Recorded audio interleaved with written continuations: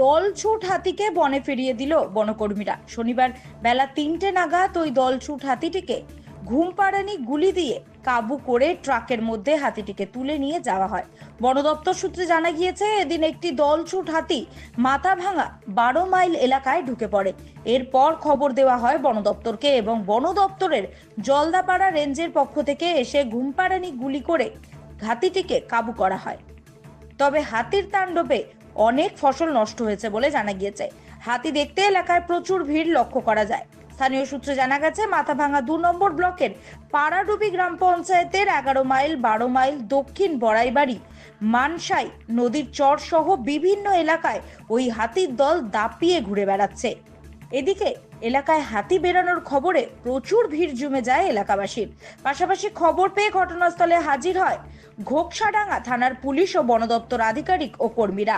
হাতিটিকে বনে ফিরিয়ে দেওয়ার পর স্বস্তি ফিরেছে এলাকাবাসীর মধ্যে। এটা সুনির্দিষ্টভাবে তো ওইভাবে বলা যায় না কোথা থেকে এসেছিল। হ্যাঁ, এটা আমরা সকালবেলা খবর পাই যে এরকম একটি হাতি হিন্দুস্তান মোড় সংলগ্ন বড়াইবাড়ি এলাকাতে এসেছে।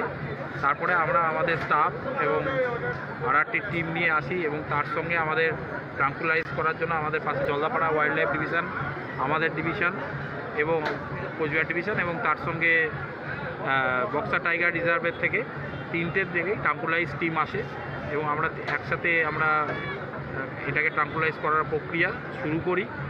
এবার পরবর্তীতে এটাকে আমরা ট্রাঙ্কুলাইজ করতে সক্ষম হই। এই বাড়াইবাড়ি এলাকাতেই আমরা ট্রাঙ্কুলাইজ এটাকে করতে সক্ষম হই।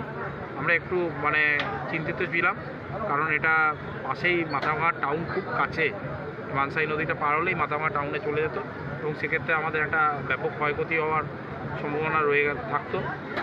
যাই হোক, আমরা এটাকে ট্রাঙ্কুলাইজ করতে সক্ষম হই। এরপরে আমরা এবং আমাদের সঙ্গে পুলিশ প্রশাসনের কর্মকর্তা, এসডিপিও মাথাভাঙা এবং আইসি ঘোকসাডাঙ্গা তারা সবসময় ছিলেন। কোথায় নিয়ে যাওয়া হবে? এখন এটাকে আমরা নিয়ে ঊর্ধ্বতন কর্তৃপক্ষ যেটা বলবেন, আইদার হতে পারে এটাকে জলদাপাড়ায় ছেড়ে দেওয়া হতে পারে অথবা অন্য কোথাও ছেড়ে দেওয়া হবে। আমরা কোথায় নিয়ে যাব আমাদের ঊর্ধ্বতন কর্তৃপক্ষ যেমন জানাবেন সেটা আমরা।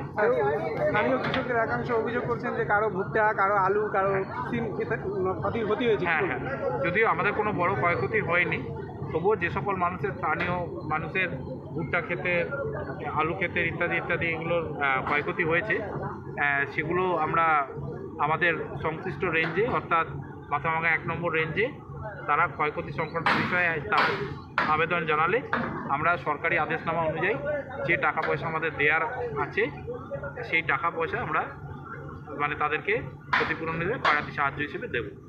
সকালে জনমানুষের ছড়িয়েছিল 3টি হাতি এসেছে, এরকম একটা জনমানুষের ছড়িয়েছিল পুজো, তো সেটা কি আমরা এখন অবধি একটাকেই দেখতে পেয়েছি এবং ট্রাঙ্কুলাইজ করেছি। এবং এত বেলা যখন চলে গেছে, আরও যদি এখানে হাতি থাকতো তাহলে পুলিশ প্রশাসন এবং আমাদের কাছে বন দপ্তরের কাছে খবর থাকতো। এই আমার নাম।